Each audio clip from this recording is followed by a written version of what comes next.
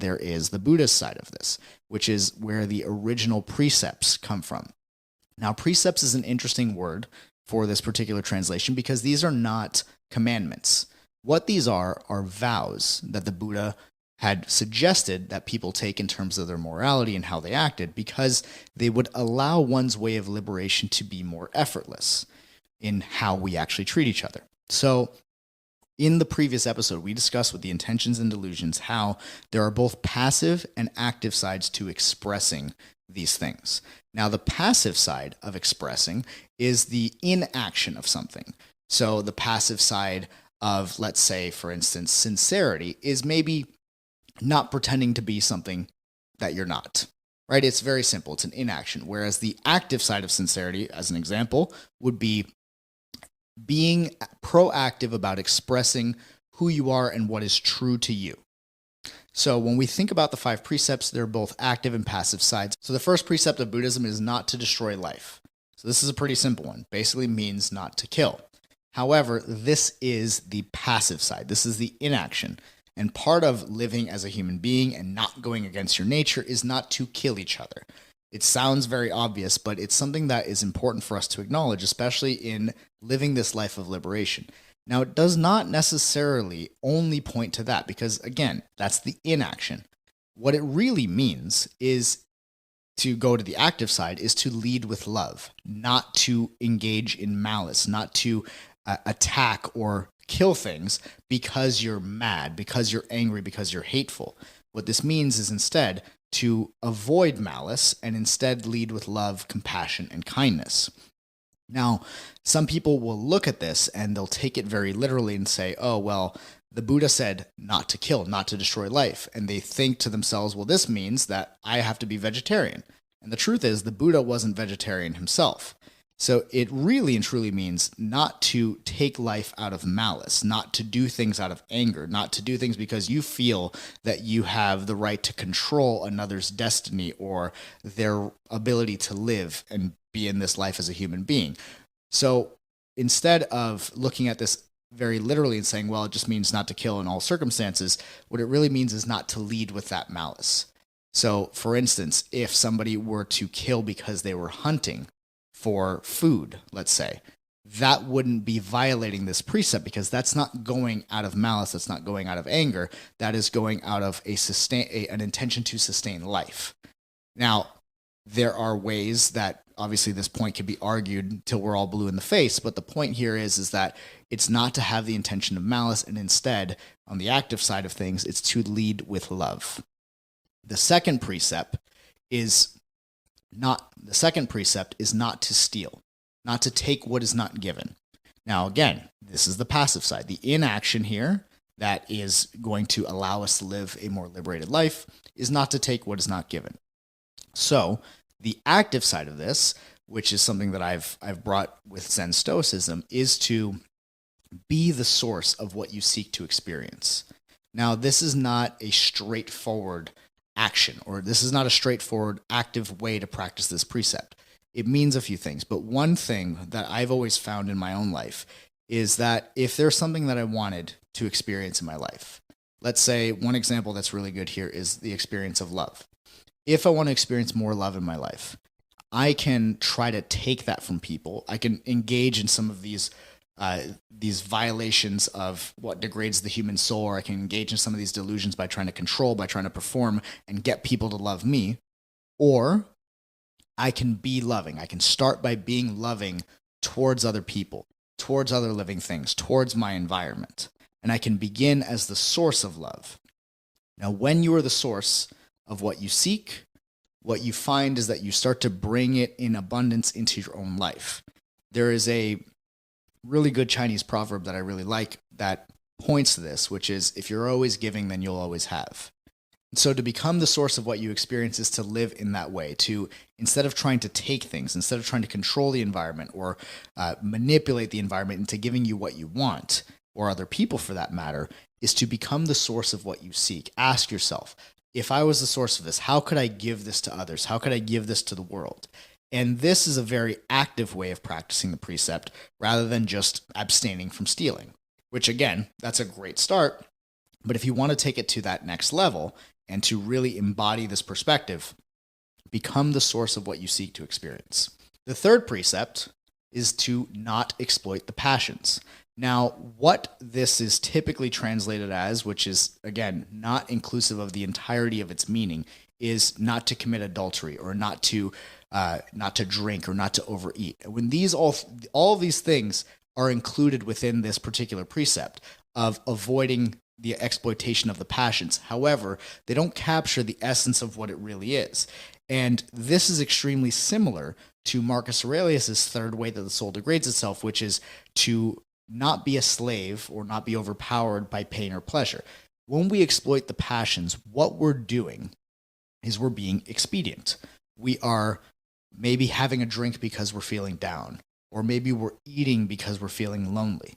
What we're doing here is we're exploiting the things that are beautiful in life. We're exploiting the things that are here for us to enjoy. So if we use, let's say we're having a fight with our spouse, and instead of resolving the problems, we're going and just having makeup sex with them. If we're doing that, what we're doing is we're exploiting the passion of sexuality. If we're doing it with food, maybe we feel lonely, so we go and we start to binge eat. We start to have a bunch of junk food. We're exploiting the passion of the pleasure of what it is to eat. And we're violating the enjoyment of life. We're violating these things that are meant for us to be able to enjoy and to really be present in. So when we exploit the passions, what we're going to end up doing is we're going to be building these bridges of expediency and moving away from ourselves. We're moving away from our emotions and consistently avoiding them. So it actually pulls us away from ourselves and makes our liberation virtually impossible when we're continuously exploiting these passions. So we want to keep in mind not to be expedient, not to be overpowered by our pain and pleasure, but to instead prioritize meaning. And prioritizing meaning would be the active side of this. When we prioritize meaning, it's when we decide what is truly important to us in our lives, what is going to take the priority, and making sure that that means saying no to everything that could get in the way or conflict with that priority. Now, what is meaningful to you could change at different areas of your life. There's a lot of talk about life purpose and our destiny and what we've been put on this planet for and whatnot. And life purpose is an interesting concept, but life purpose is a very fluid thing. It changes depending on the phase of life that we're in. So what is most meaningful to one person at one point in their life may be completely different 10 years later, right? As a kid, maybe what's most meaningful to you is to make friends and have fun. But as an adult, as a young adult, let's say you're in your early 20s, maybe what's most meaningful to you is to find a career that brings you a sense of satisfaction. Maybe as you get older, and perhaps you have kids or you're married or whatever the case is, maybe what's most meaningful is family. So when we prioritize what is most meaningful, instead of exploiting the passions, what we do is we realize that this thing is most important. So if, let's say, my family is most important, I am not going to go and overeat or go drink when I have a problem or a conflict that is existing with the family. If that's what's most important, I'm going to prioritize the meaning of making sure that that's stable rather than prioritizing the gratification of avoiding the emotional pain that's coming from that conflict. And we can put this model into anything, but the whole point here is not to exploit the passions on the passive side, and then on the active side to prioritize meaning. The fourth, again, very similar to Marcus Aurelius's list. So you're starting to see some parallels here. But the fourth precept is to not engage in false speech. Now, once again, very much like we described before, this is not to lie. This is not to deceive. This is not to manipulate in order to get what you want or in order to get the things that are going to soothe your unpleasant emotions. So the passive side is not to engage in false speech, whereas the active side is to communicate sincerely with kindness and respect. Now, the reason why I added in kindness and respect to this is because we can sometimes say things that we believe are sincere, things that are the truth of what we actually think. But typically, what's going to end up happening is that somebody will look at that and they'll say, okay, I'm going to communicate sincerely. That means I'm going to be super blunt with this person and just tell them how I feel, tell them how it is. However, when we do that, what's interesting is that when we're blunt with people, typically it carries the connotation of, I'm going to say what I feel, but I'm also going to sprinkle in a little bit of what my emotions are about the situation, my unresolved emotions. So there's typically going to be some spice or some sting on what we've said, because we almost want that person who we're being blunt with to feel what we're feeling about this problem. And sometimes the bluntness could be good. It could be well placed. It could, help a person kind of see through things. But typically speaking, what it's going to do is it's going to make somebody feel judged. And it is a form of expediency. We feel this bad feeling. We think that we can get rid of it by being blunt, by putting some sting behind our words. And so therefore we'll be sincere, but we'll do it in a way without actually thinking through what's the most meaningful way to communicate this to this person. So that's why the active side of this is communicate sincerely with kindness and respect, rather than just being blunt and just sprinkling our emotions that are unresolved all over the other person as a way of trying to get rid of them within us. The final precept, the fifth precept here, is one that has typically been difficult to translate and understand. So I'm going to do my best here, as it's one that seems to be a bit nebulous. It has been translated as not to get intoxicated, to abstain from intoxication. But the way that I've looked at this and interpreted it myself is it's not specifically about intoxication. Intoxication is one form that can lead to this precept, but really what this precept is saying is not to engage in things that cause inattention. So why that's important to say it in that way today is because sometimes for us to create inattention or non-presence, we don't need a substance. Today, we have our phones that we could be scrolling through. And the doom scrolling is a form or a behavior that causes inattention. Now, when we cause inattention, it makes it very difficult for us to wake up and become liberated from our emotions, from our thoughts, from the things that seem to plague our minds. When we cause ourselves inattention, we take ourselves out of the present. We try to not be here. And for us to really experience our highest degree of spirituality, at least in the view of Zen Stoicism, it is to be here now, to be perfectly and simply human, wholeheartedly without having to keep an eye on ourselves. And if we're engaging in getting blackout drunk or getting super stoned, it's going to be really difficult for us to have a sense of attention or a sense of presence here in the moment. So it's not specifically not to get intoxicated. What this is saying is not to engage in activities or substances for the purpose of creating inattention, for the purpose of trying to escape this moment now.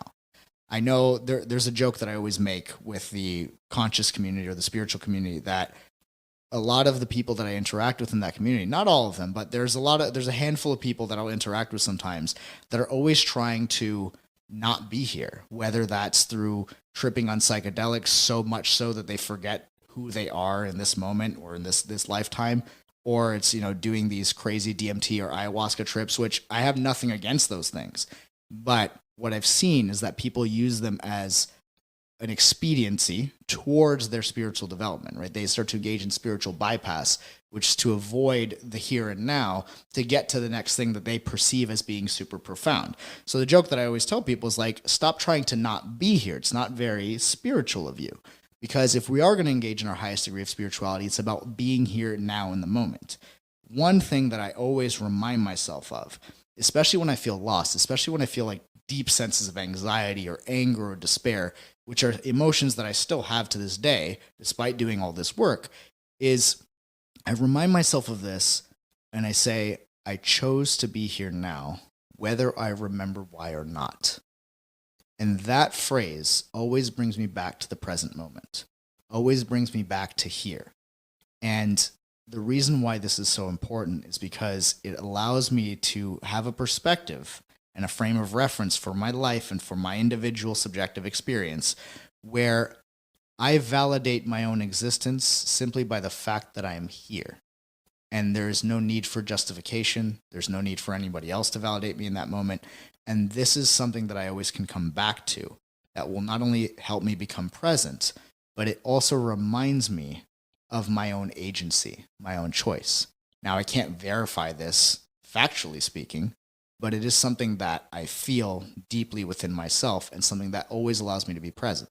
So the active or the passive side of this precept is to not engage in things that cause inattention or non-presence, whereas the passive side is to be here now in this, whereas the active side is to be here now in this moment. So